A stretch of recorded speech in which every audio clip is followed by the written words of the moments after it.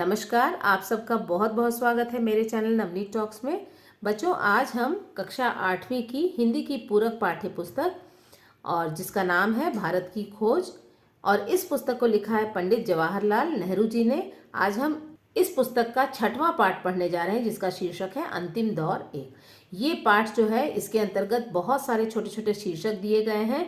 इनमें से जो शीर्षक आज हम देखेंगे वो है हिंदुओं और मुसलमानों में सुधारवादी और दूसरे आंदोलन। ये शीर्षक भी अपने आप में काफी बड़ा है, जिसे समझाने के लिए मैंने इसे अलग अलग भागों में बांट दिया है। आज हम इस शीर्षक का 5वां भाग देखने जा रहे हैं। तो आइए देखते हैं इस शीर्षक के अंतर्गत पंडित जवाहरलाल नेहरू हमें क्या बता रहे हैं। इस शीर्षक के अंतर्गत यह बताया गया है कि 1857 के विद्रोह के बाद मुसलमानों की क्या स्थिति थी। आइए देखते हैं। 1857 के गदर के बाद मुसलमान असमंजस में थे। असमंजस का मतलब होता है कंफ्यूजन। तो यहाँ पर एक बहुत बड़ा कंफ्यूजन था, बहुत बड़ी असमंजस की स्थिति थी जो 1857 युद्ध के बाद मुसलमानों के बीच में देखी जा रही। यहाँ पर जो असमंजस है या जो कंफ्यूजन है वो किस बात का था। यहाँ पर मुसलमान ये फैसला नहीं कर पा रहे थे कि आखिर वो किनका साथ दें, वो ब्रिटिश सरकार का साथ दें या हिंदुओं का साथ दें। तो यहाँ पर युद्ध के बाद जो स्थिति थी वो काफी खराब हो चुकी, और यही कारण था कि मुसलमान जो थे वो बिल्कुल परेशान थे और वो इस बात का फैसला नहीं कर पा रहे थे कि आखिर वो ब्रिटिश सरकार की तरफ रहें या फिर हिंदुओं के साथ जाएं। इसके बाद है ब्रिटिश सरकार द्वारा मुसलमानों का दमन हिंदुओं से भी ज्यादा किया गया। अब यहाँ पर एक चीज बिल्कुल साफ थी कि ब्रिटिश सरकार द्वारा हिंदुओं से ज्यादा मुसलमानों का दमन शोषण किया गया था। मुसलमानों की स्थिति हिंदुओं से भी बदतर थी। इस दमन के कारण एक नए वर्ग का उदय हुआ। अब यहाँ पर ब्रिटिश सरकार का व्यवहार इतना खराब था मुसलमानों के साथ कि इस खराब व्यवहार के कारण, इस दमन के कारण एक नए वर्ग का उदय हुआ। यहाँ पर भी एक नया वर्ग जो है वो सामने उभर करके आया। अब ये जो नया वर्ग था उसका नाम था मध्य वर्ग, और उसे बुर्जुआ वर्ग के नाम से भी जाना जाता था। अब यहाँ पर ये जो वर्ग था ये किसी भी हालत में अपनी स्थिति भारत में अच्छी बनाना चाहता था, अपने आप को ऊंचा उठाना चाहता था। अब यहाँ पर सन 1870 के बाद ब्रिटिश नीति में बदलाव आया, और यहाँ पर देखते देखते बहुत सारी कोशिशें की गई, बहुत सारे आंदोलन चलाए गए, और इन आंदोलनों का ही नतीजा था कि 1870 के बाद ब्रिटिश नीति में बदलाव आया। ब्रिटिश द्वारा बनाए गए बहुत सारे नियम कानून जो थे उनमें बदलाव उन्हें करना पड़ा। ब्रिटिश सरकार ने हिंदुओं और मुसलमानों में संतुलन की नीति को अपनाया। यहाँ पर एक चीज और अच्छी हुई कि अब ब्रिटिश सरकार के द्वारा हिंदुओं और मुसलमानों को एक ही नजर से देखा जाने लगा। उनके बीच में संतुलन की नीति अपनाई गई। जिस तरह का व्यवहार ब्रिटिश सरकार हिंदुओं के साथ करती थी उसी तरह का व्यवहार मुसलमानों के साथ भी किया जाने लगा। तो आइए आगे देख लेते हैं। इसी दौरान एक मुस्लिम नेता जो है वो उभर करके सामने आए। अब मुस्लिम नेता सर सैयद अहमद खां की भूमिका, अब इनका रोल यहाँ पर क्या था, भारतवर्ष के लिए क्या किया, मुस्लिम जो वर्ग था उसके लिए क्या किया। तो आइए देखते हैं इन बिंदुओं के अंतर्गत। ब्रिटिश सत्ता पर बहुत भरोसा था। यहाँ पर जो मुस्लिम नेता थे सर सैयद अहमद खां, उन्हें ब्रिटिश शासन के ऊपर बहुत ज्यादा भरोसा था। ब्रिटिश सत्ता से पूरे सहयोग की आशा, और ये यही समझते थे कि जो भी वो काम करेंगे, जो भी वो कदम उठाएंगे, उसमें ब्रिटिश शासन जो है वो अपना पूरा पूरा सहयोग देगी, पूरी पूरी सहायता करेगी। इस सहयोग से मुसलमानों को ऊंचा उठाना चाहते थे। और यहाँ पर क्योंकि ये भी एक इस्लाम धर्म को मानने वाले नेता थे, मुसलमान थे, तो उन्हें पूरा विश्वास था कि ब्रिटिश शासन अगर मेरा सहयोग करे या हमारा सहयोग करे तो इससे मुसलमानों की स्थिति को और ऊंचा किया जा सकता है, उनकी स्थिति को और बेहतर बनाया जा सकता है। मुसलमानों को अंग्रेजी शिक्षा स्वीकार करने की सलाह दी। उन्होंने मुसलमानों को यह समझाने की कोशिश की और उन्हें सलाह भी दी, ब्रिटिश शासन का सहयोग अगर हमें पाना है तो हमें अंग्रेजी भाषा का ज्ञान आना चाहिए। इसीलिए उन्होंने अंग्रेजी शिक्षा को स्वीकार करने की सलाह मुसलमानों को देना शुरू कर दिया। यूरोपीय सभ्यता से बहुत अधिक प्रभावित थे। अब यहाँ पर वो समय ऐसा था जबकि यूरोपीय जो देश थे वहाँ पर बहुत ज़्यादा प्रगति हो रही थी, बहुत ज़्यादा विकास हो रहा था, तकनीकी के क्षेत्र में भी वो बहुत अच्छा काम कर रहे थे। तो वहाँ की सभ्यता, वहाँ का रहन सहन, वहाँ की प्रगति, ये सारी चीज़ें देख करके वो बहुत ज़्यादा प्रभावित थे। और ये बातें उनके द्वारा यूरोप से लिखे पत्रों से ज्ञात होता है। जब वो यूरोप गए थे और वहां पर उन्होंने ये सारी बातें देखी तो वो अपने पत्र के द्वारा यहाँ लिख करके ये सारी बातें बताया करते थे कि यूरोप में किस तरह से विकास हो रहा है, किस तरह से तकनीकी ज्ञान में वो कितने आगे हैं, वैज्ञानिक खोज हो रही हैं और बहुत सारी ऐसी चीजें हो रही हैं जो कि यूरोप को आगे प्रगति के पथ पर ले जा रहा है। तो आइए आगे देख लेते हैं। इसके बाद है सर सैयद अहमद खां एक सुधारक के रूप में। यहाँ पर उन्हें एक सुधारक के रूप में भी देखा जाता है। सुधारक मतलब होता है जो कि समाज को या किसी वर्ग को सुधारने में अपना योगदान देता है, उनके विचारों को बदलने में अपना योगदान देता है। तो आइए देखते हैं सुधारक के रूप में इन्होंने क्या क्या कार्य किए हैं। एक उत्साही सुधारक थे, वो समाज को, मुसलमानों की स्थिति को सुधारना चाहते थे और इसके लिए वो उत्साह से भरे हुए थे। आधुनिक वैज्ञानिक विचारों का मेल इस्लाम से करवाना चाहते थे। उन्हें अच्छी तरह से पता था अगर किसी भी वर्ग को आगे बढ़ना है तो उन्हें आधुनिक वैज्ञानिक विचारों को अपनाना ही पड़ेगा, वही हमारे प्रगति का रास्ता खोल सकती है। इसीलिए वो इस बात पर जोर देते थे कि जो आधुनिक वैज्ञानिक विचार हैं उन्हें जरूर हमें अपनाना चाहिए। इसके बाद है नए ढंग की शिक्षा को बढ़ावा देना चाहते थे। अभी तक मुसलमानों की जो शिक्षा दीक्षा होती थी वो परंपरागत ढंग से होती थी, पुराने ढंग से होती थी, लेकिन अब उन्होंने इस बात को जान लिया था कि अगर हमें आगे बढ़ना है, अपना एक अलग स्थान बनाना है, तो नए ढंग की जो शिक्षा नीति है उसको हमें ज़रूर बढ़ावा देना चाहिए। अलग अलग भाषाओं को सीखना हमारे लिए बहुत ही आवश्यक है। राष्ट्रीय आंदोलन के शुरू होने से भयभीत थे। यहाँ पर देखते ही देखते अंग्रेज़ों के खिलाफ पूरे राष्ट्र में छोटे मोटे आंदोलन चलाए जा रहे थे।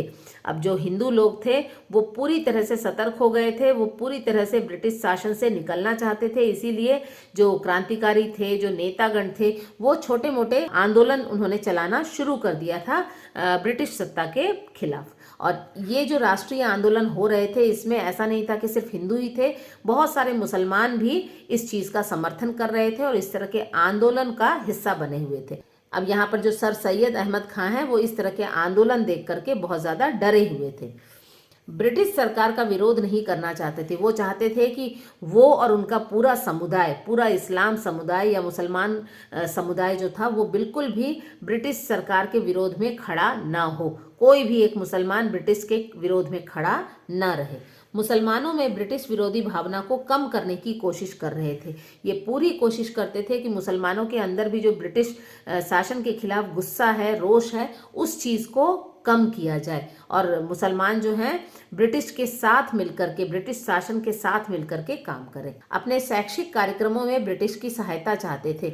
सर सैयद अहमद खां जो हैं उन्होंने अंग्रेजी की शिक्षा पाने के लिए बहुत सारे ऐसे स्कूल और विद्यालयों की स्थापना की और इस सारे शैक्षिक कार्यक्रम में वो ब्रिटिश की सहायता चाहते थे। उन्हें अच्छी तरह से पता था कि ब्रिटिश जो शासन है उसके सहयोग से ही ये सारे कार्यक्रम वो आसानी से चला सकते हैं, इसीलिए वो उनकी सहायता चाहते थे।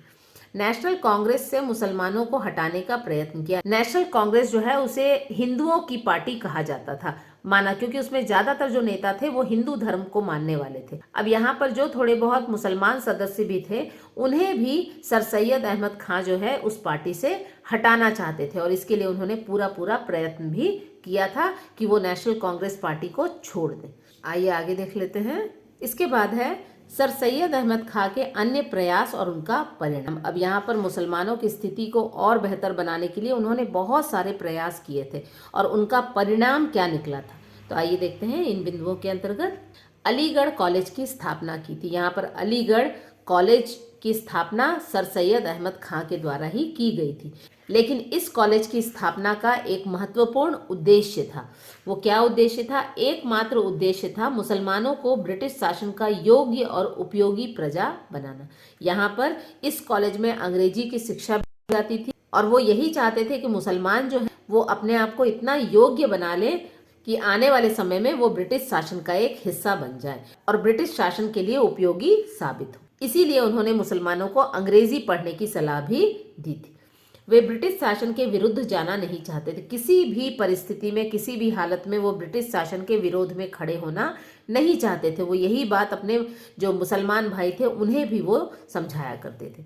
नेशनल कांग्रेस का विरोध केवल अंग्रेजों की सहायता और सहयोग पाने के लिए किया था। अब यहाँ पर नेशनल कांग्रेस पार्टी जो थी उसे हिंदुओं की पार्टी कहा जाता था, क्योंकि इसमें ज्यादातर जो नेता थे वो हिंदू धर्म को मानने वाले थे। अब यहाँ पर सर सैयद अहमद खां जो थे उन्होंने जितने भी इसमें मुसलमान थे उनको इस पार्टी को छोड़ देने की सलाह दी थी। अब ये सारे जो कदम वो उठा रहे थे वो सिर्फ इसलिए था कि वो अंग्रेजों की सहायता और सहयोग पाना चाहते थे। वो चाहते थे कि अंग्रेज उन्हें पूरी तरह से सहयोग करे, पूरी तरह से उनकी सहायता करे, जिससे कि मुसलमानों की स्थिति को बेहतर बनाया जा सके। हर हाल में ब्रिटिश सरकार को प्रभावित करना चाहते थे और ये सारे कार्य करके वो ब्रिटिश सरकार को पूरी तरह से प्रभाव में लेना चाहते थे। यह भी दिखाने का प्रयास किया कि 1857 के गदर में मुसलमानों ने हिस्सा नहीं लिया। उन्होंने यहाँ तक विश्वास दिलाने की कोशिश की कि 1857 में जो युद्ध हुआ था उसमें मुसलमानों ने बिल्कुल भी हिस्सा नहीं लिया था, उनका समर्थन बिल्कुल भी इस युद्ध के साथ नहीं था। ब्रिटिश सत्ता के प्रति मुसलमान वफादार, और वो यही दिखाने की कोशिश करते थे कि ब्रिटिश शासन जो है उसके साथ हमेशा से मुसलमान जो है वो वफादार था और वफादार रहेगा। तो इस तरह से सर सैयद अहमद खां जो थे उन्होंने मुसलमानों के उत्थान के लिए, उनकी स्थिति को और बेहतर बनाने के लिए एड़ी चोटी का जोर लगा दिया था। तो आइए आगे देख लेते हैं।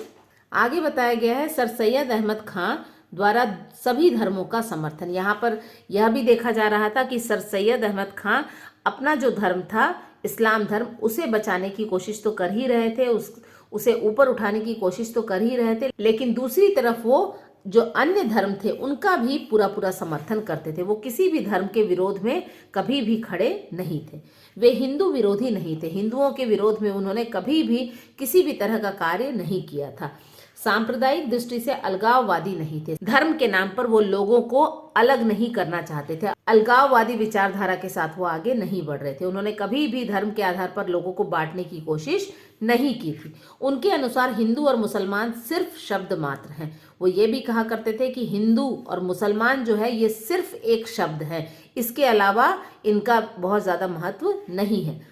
केवल धार्मिक अंतर बताते थे और हिंदू और मुसलमानों में सिर्फ एक ही अंतर है, वो है धर्म का अंतर। इसके अलावा वो एक सामान्य मनुष्य ही है, इसके अलावा उनमें कोई अंतर नहीं है। हिंदू, मुसलमान, ईसाई सभी इसी देश के निवासी हैं। वो यही कहा करते थे कि हमारा भारतवर्ष एक ऐसा देश है जहाँ पर कि अलग अलग धर्मों को मानने वाले लोग एक साथ रहते हैं। तो इसी तरह से हिंदू मुसलमान सिर्फ एक नाम मात्र है, शब्द मात्र है।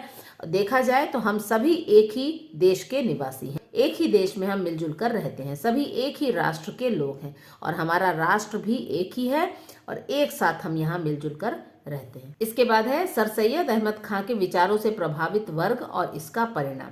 यहाँ पर सर सैयद अहमद खां के ऐसे उच्च विचारों से एक वर्ग जो था वो बहुत ज्यादा प्रभावित था और इस प्रभाव का परिणाम क्या निकला। उच्च वर्ग के लोग प्रभावित थे।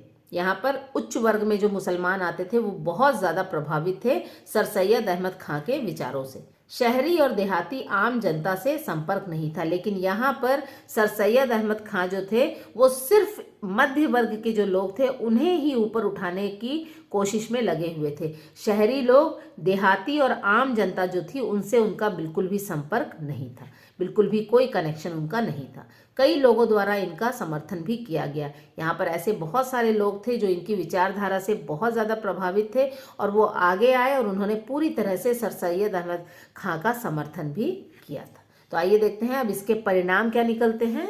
अब यहाँ पर सर सैयद अहमद खां के विचारों के जो परिणाम थे वो परिणाम क्या निकला। मुसलमानों में अंग्रेजी शिक्षा का आरंभ हुआ। मुसलमानों को भी यह बात अच्छी तरह से समझ में आ गई कि अगर हमें ब्रिटिश शासन का सहयोग और सहायता पानी है तो हमें अंग्रेजी भाषा का ज्ञान होना चाहिए और अंग्रेजी शिक्षा का आरंभ भी हो गया था। इनका ध्यान राजनीतिक आंदोलन से हट गया। शुरू में ये एक राजनीतिक के रूप में इन्होंने यहाँ प्रवेश किया था, लेकिन बाद में इनका पूरा ध्यान सिर्फ मुसलमानों के उत्थान में ही लग गया, मुसलमानों की स्थिति को बेहतर बनाने में ही लग गया। इन्होंने राजनीतिक आंदोलन से भी अपना ध्यान हटा लिया था। अब वो किसी भी तरह की राजनीतिक आंदोलन में भाग नहीं लेते। एक मुस्लिम एजुकेशन की शुरुआत की गई। एक यहाँ पर मुस्लिम एजुकेशन नाम की संस्था की भी शुरुआत की गई जहाँ पर कि लोगों को शिक्षा दी जाती थी। नौकरी, व्यवसाय और मध्य वर्ग के मुसलमान आकर्षित थे। इस तरह की संस्था की तरफ जो नौकरी करने वाले मुसलमान थे, जो बिजनेस करने वाले या व्यवसाय करने वाले मुसलमान थे, और इसके साथ ही साथ जो एक नया वर्ग उभर करके सामने आया था, मध्य वर्ग, इसमें जो इस्लाम धर्म को मानने वाले जो मुसलमान थे वो पूरी तरह से इस संस्था की तरफ आकर्षित हो चुके थे। मुसलमानों में अंग्रेजी शिक्षा का प्रभाव। अब यहाँ पर मुसलमानों ने अंग्रेजी शिक्षा और भाषा को सीखना शुरू कर दिया था। इसका क्या प्रभाव आखिर इनके ऊपर पड़ा।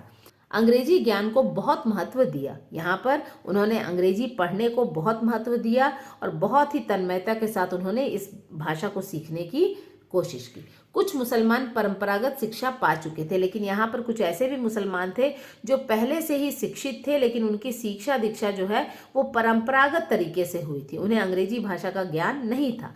लेकिन इस तरह के जो मुसलमान थे उन्होंने बाद में अंग्रेजी ज्ञान भी हासिल किया, लेकिन बाद में उन्होंने इस तरह के स्कूल और कॉलेज जो है वहाँ पर एडमिशन लिया, प्रवेश लिया, और वहाँ पर उन्होंने अंग्रेजी भाषा को भी सीख लिया, क्योंकि ब्रिटिश शासन के साथ काम करने के लिए उन्हें अंग्रेजी भाषा का ज्ञान होना बहुत ही आवश्यक था। आगे है, अंग्रेजी ज्ञान के बाद